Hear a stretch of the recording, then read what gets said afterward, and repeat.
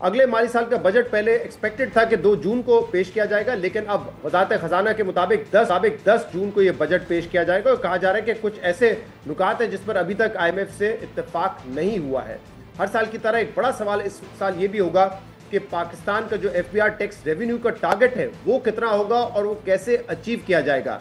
क्या दोबारा उन लोगों पर टैक्स डाला जाएगा, बढ़ाया जाएगा उन लोगों पर टैक्स जो कि ऑलरेडी टैक्स पे रहे, या जो हर साल बात होती है कि हमें अपने टैक्स को ब्रॉड बेस करना है, हम उस तरफ कोई पेशरफ दिखा सकेंगे। दूसरा अहम सवाल यह है कि पाकिस्तान की मईशत पिछले साल काफ़ी कमज़ोर थी, लेकिन इस साल इस्तेकाम तो नज़र आ रहा है, लेकिन क्या 2.5% की ग्रोथ से हम मईशत को बढ़ा सकेंगे, ये अहम सवाल है।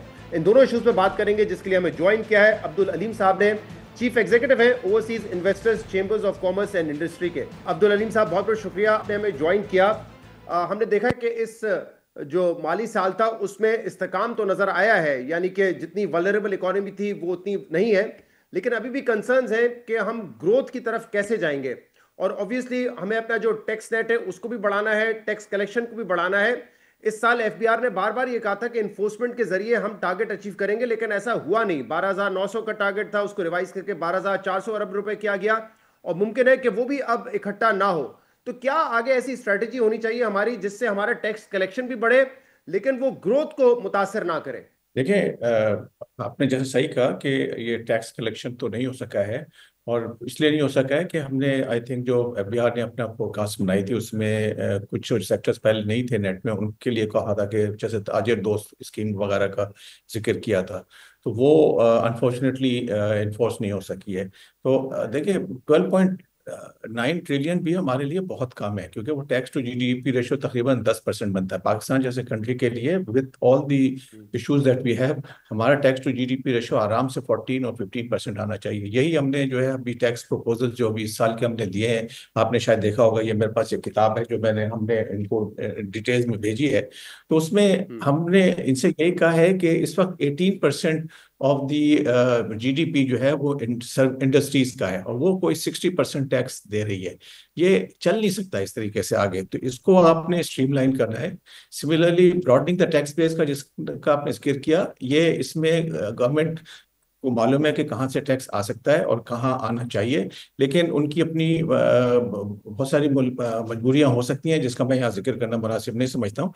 लेकिन बहुत सारी चीजें ऐसी हैं जहाँ अकबर साहब के वो टैक्स इनके सामने रखा हुआ है और ये कलेक्ट नहीं कर रहे हैं। जैसे एक आजकल आप देख रहे होंगे, टोबैको इंडस्ट्री बहुत रिएक्ट कर रही है कि टोबैको का जो टैक्स है इस वक्त कोई 300 बिलियन के करीब जो है टैक्स चोरी हो रहा है और सामने हो रहा है। तो ट्रैक एंड ट्रेस सिस्टम है, सब कुछ इन्फोर्स अगर ना करें तो अब इसका कोई क्या करे। उससे होगा ये कि ये जो टैक्स इस वक्त जो दो कंपनियां दे रही हैं, 98% वो टैक्स दे रही हैं, उनका मार्केट शेयर जो है सिर्फ 47% है। तो ये अगर आप इस तरीके से टैक्स चोरी अलाउ करेंगे तो ये कंपनियां भी भाग जाएंगी। तो बॉटम लाइन जो हमारे टैक्स प्रपोजल की वो यही है कि आई थिंक सिस्टम इम्प्रूव हो सकता है, इसको बढ़ाया जाए। आई थिंक किसी हद तक गवर्नमेंट की जो इंटेंशन फाइनेंस मिनिस्टर ने अभी अनाउंस किया है कि टैक्स पॉलिसी वो बोर्ड वो बना रहे हैं कि FBR के पास पॉलिसी की जो जिम्मेदारी है वो ना रहे, एक इंडिपेंडेंट लोग बनाए और FBR सिर्फ इन्फोर्स करे। अब ये जो ब्रॉडनिंग द टैक्स बेस है, इस पे काम बहुत हो सकता है। हमारे आपने देखा है कि कैश इकोनॉमी कोई 9 ट्रिलियन के करीब इस वक्त है, तो बिजनेस तो हो रहा है, लोग पैसे बना रहे हैं, लेकिन हुकूमत को उनका हिस्सा नहीं मिल रहा है। उसके ऊपर सारी चीजें डेटा अवेलेबल है।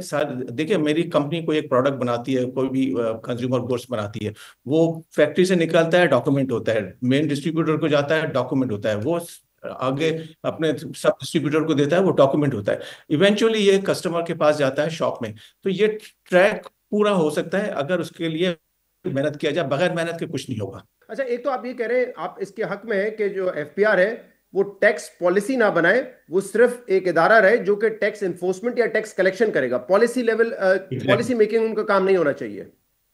जी जी, और इस पे हमने काफी प्रपोजल दिया है, और हमारी हमारी अभी मीटिंग हुई थी फाइनेंस मिनिस्टर साहब से लास्ट वीक, उसमें भी उन्होंने उसको एग्री किया और रिट्रेट किया कि वो इसको अमली जामा पहनाएंगे।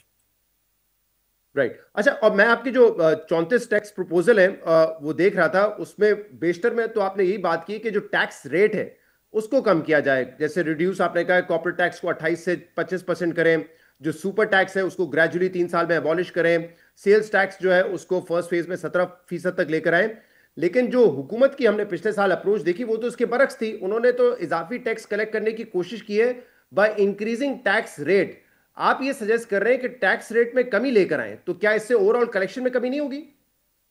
नहीं, देखिए, अगर तो आप उन्हीं लोगों से टैक्स लेंगे, जैसा मैंने आपको टोबैको की मिसाल दी कि जितना आप टैक्स बढ़ाएंगे और कलेक्ट नहीं करेंगे, ट्रैक एंड ट्रेस सिस्टम में इम्प्लीमेंट नहीं करेंगे, तो आपको और कलेक्शन कम होती जाएगी। ये देखिए ना, एक साल में वो इन्होंने जो कंप्लायंट इंडस्ट्री है उन्होंने शेयर लूज किया है कि टैक्स एवेडर्स ने पैसे बनाए। तो जितना आप टैक्स रेट बढ़ाएंगे उतने ही आप इंसेंटिव जो है वो इंक्रीज करेंगे लोगों को फॉर नॉट पेइंग टैक्सेस। तो ये स्ट्रेटेजी चल नहीं सकती है, और आपको एक बैलेंस रखना पड़ेगा। ब्रॉडनिंग द टैक्स बेस में इतनी अपॉर्चुनिटी है कि देखिए, तो ट्रेड है, ट्रेड भी देना चाहता है, ऐसे नहीं है कि ट्रेड में लोग पैसे नहीं देना चाहते हैं, लेकिन सिस्टम हमने इतने कॉम्प्लिकेटेड बनाए हुए हैं और उसकी तरफ हम जोर नहीं दे रहे हैं कि उनको सिंप्लीफाई किया जाए, उनको परेशान ना किया जाए और उनसे एक रीजनेबल टैक्स दिया जाए। अगर आप किसी शॉप में जिसने अभी तक कभी टैक्स नहीं दिया हो और उसको कहे कि भाई आप 5 साल का मुझे सारा डेटा दें, आप ये लाएंगे कहाँ से आपने पैसे बनाए, तो वो जाहिर है लोग इतने अकाउंटेंट्स हर कोई नहीं होता है, तो वो फंस जाएंगे। उसका कोई रास्ता ढूंढना पड़ेगा हमें। तो वो मैं नहीं कह रहा हूँ कि क्या सोल्यूशन होगा, लेकिन कहने का मकसद ये है कि टैक्स आपको लेना है। अभी देखिए, गवर्नमेंट ने बट रिसेंटली अनाउंस किया ये है कि दोनों बड़े प्रॉब्लमेटिक एरियाज तो हैं, बल्कि इनफैक्ट तीनों जो आपने कहा, सिगरेट टोबैको इंडस्ट्री में हम देखते हैं कि जो रजिस्टर्ड कंपनीज हैं वो टैक्स दे रही होती हैं, बाकी कई ऐसी कंपनीज हैं जो सिगरेट बेच रही हैं वो उससे कम प्राइस पे बेच रही हैं जितना उनको टैक्स देना चाहिए, वो भी एक इशू है। ट्रेडर्स पर हम देख रहे हैं, चाहे मुशर्रफ साहब का दौर हो वो टैक्स नहीं लगा सके, नवाज शरीफ साहब का हो, इमरान खान साहब का हो, उनका एक बड़ा मसल है, वो एहतजाज करते हैं, दुकानें बंद करते हैं, उन पर टैक्स नहीं लग पाता है। सिमिलरली एग्रीकल्चर टैक्स भी हम बात तो कर रहे हैं कि सूबे अब उस पर इतफाक कर चुके हैं और इस पर इम्प्लीमेंटेशन हो जाएगी। बट आर यू होपफुल कि इन चीज़ों पे हम टैक्स कलेक्शन खातिर खा कर सकेंगे? तभी तो टैक्स बेस ब्रॉड होगा आपका, और तभी जो दूसरे टैक्स पेयर्स हैं उनके ऊपर हम रेट कम कर सकेंगे। तो देखिए, अगर ये नहीं करेंगे आप, देखिए आपने जैसे एग्रीकल्चर का जिक्र किया, मैं उसी तरफ ला रहा था कि गवर्नमेंट ने कोई 4-5 महीने हो गए अनाउंस किया है कि हम एग्रीकल्चर कर रहे हैं।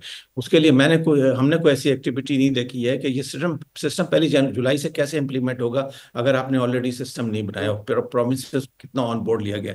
तो ये सीरियसनेस की बात है कि आई थिंक ये स्टेज आ गई है कि हम ये जिस तरीके से पुराना टैक्स का सिस्टम चल रहा है वो आगे चल के आप कितना भी जोर लगा लें, रेट बढ़ा लें, कुछ भी कर लें, कलेक्शन नहीं होगी। कुछ इंडस्ट्रीज जो पहले थोड़ी सी बिजनेस कर रही थी उनका बिजनेस और श्रिंक होगा। तो मौका ना दें उन टैक्स इवेडर्स को कि वो आपकी इकोनॉमी को रन करें और मुल्क गरीब हो और लोग अमीर हो। तो आई थिंक हमारे पास बिल है और हम कर सकते हैं। आप दूसरा ये कि जिस तरह मैं आपको लाना चाह रहा था वो ये कि डॉक्यूमेंटेशन जो है इतनी सिंपल बना दें कि लोग हर कोई कर सके।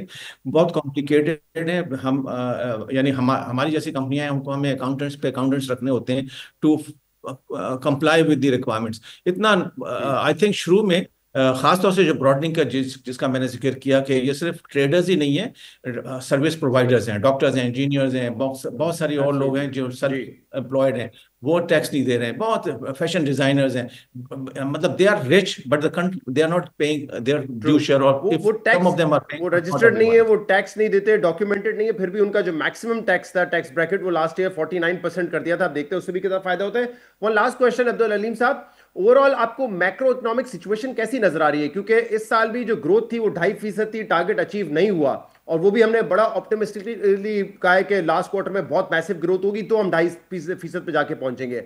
अगला साल आपको लग रहा है कि बेहतर होगा ग्रोथ पर्सपेक्टिव से भी? जी, मेरा हम इस वक्त जो आपने देखा होगा, हमने अभी लास्ट वीक अपना बिजनेस कॉन्फिडेंस वो भी रिलीज किया है। देखिए, ऑल द इंडिकेशंस आर कि इंशाल्लाह बेहतर होगा और होना चाहिए। लेकिन उसके लिए जैसे जिन चीज़ों की तरफ आपने इशारा किया और जिसका मैंने भी थोड़ा सा इस कम वक्त में आपसे जिक्र किया है, बहरहाल हमें बहुत सारे सख्त डिसीजन लेने होंगे in the interest of the country. लोग पसंद करें या ना करें, हमारा टैक्स टू जीडीपी रेशियो अगर 15% चौथा नहीं होता है तो सही नहीं है हमारे लिए।